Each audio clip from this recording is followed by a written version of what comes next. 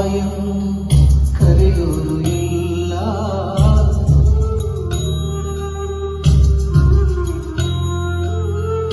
ಕಂದನೆ ಎಂದು ಕರೆಯೋರು ಇಲ್ಲ, ದುಃಖಿಸಿ ಅಳಲು ಮಡಿಲೊಂದು ಇಲ್ಲ.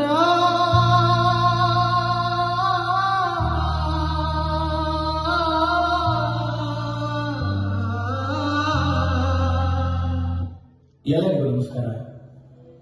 ಸೌಜನ್ಯ ಎಂಬ ಹೆಣ್ಣು ಮಗಳ ವಿಷಯದಲ್ಲಿ ಹೇಳೋದಾದ್ರೆ, ಯಾರ್ದು ಸರಿ ಯಾರ್ದು ತಪ್ಪು ನಮ್ಗೆ ಯಾರಿಗೂ ಗೊತ್ತಿಲ್ಲ. ಆದರೆ ತಪ್ಪು ಮಾಡಿದವ್ರಿಗೆ ಖಂಡಿತವಾಗಿಯೂ ಶಿಕ್ಷೆ ಆಗಲೇಬೇಕು.